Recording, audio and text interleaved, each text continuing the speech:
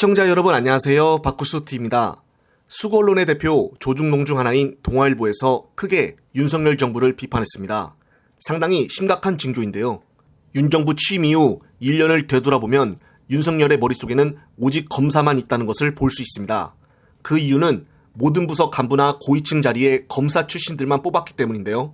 따라서 이번 정부 들어 검찰공화국이라고 불리는 것이 당연합니다. 특히나 금융감독원장에 이복현 전 검사를 뽑아 해당 분야에 지식도 없는 사람을 임명을 하여 많은 비판이 있었고, 당시 이복현은 국회 질의에서 전 국민을 상대로 도이치모터스 김건희에 관한 주가 조작 의혹에 대해 거짓말을 뻔뻔하게 하여 대단한 충격을 보여주었습니다. 그리고 최근 대한민국의 가장 큰 이슈인 검사 출신인 정순신 아들 학폭 사건이 가라앉지도 않은 상태에서 또다시 윤석열 정부가 검사 출신을 고위직에 임명했다는 소식인데요. 바로 국민연금 기금운영위원회 상근 전문위원으로 검사 출신인 한석훈 변호사를 지난달 27일에 임명했다는 것입니다. 그는 교수 재직 시절 상법을 가르쳐왔지만은 관련된 책이나 논문을 보면은 기업 범죄가 전문이라는데요. 따라서 자산운용과 관련된 연구나 실무 경력은 없습니다. 이런 전문 지식이 없는 사람을 국민연금 전문위원으로 앉히는 것은 그냥 검사 출신으로 낙하산 인사로밖에 보이지가 않는데요.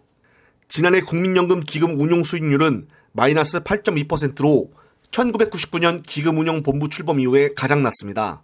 지난해는 글로벌 금융시장 위축 탓으로 돌린다더라도 그 전부터 쭉 수익률은 좋지 않았습니다.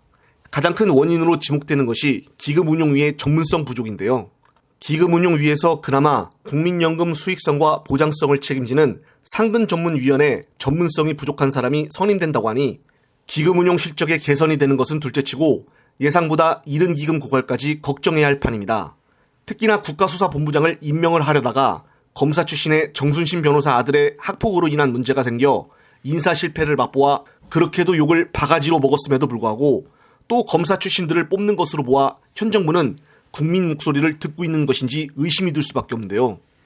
그리고 이번 정순신 사태에 대해서 누구 하나 인사 참사에 대해 사과를 하거나 책임지는 사람이 없어서 분노를 금치 않을 수가 없습니다. 나랑 같이 일해본 사람이면은 국민적 공분을 일으킨 사건이 있어도 무조건 감싸는 것이 윤석열식 정의일까요? 따라서 이번 검사 출신 한석현 변호사를 뽑음으로써 앞서 금융감독원장, 국가정보원 기조실장, 교육부 장관 정책보좌관, 서울대병원 감사 등도 전부 검사 출신을 임명하게 되었습니다. 오죽하면은 예전 전국노래자랑 MC도 검사 출신으로 뽑아야 한다는 소리까지 나왔을까요?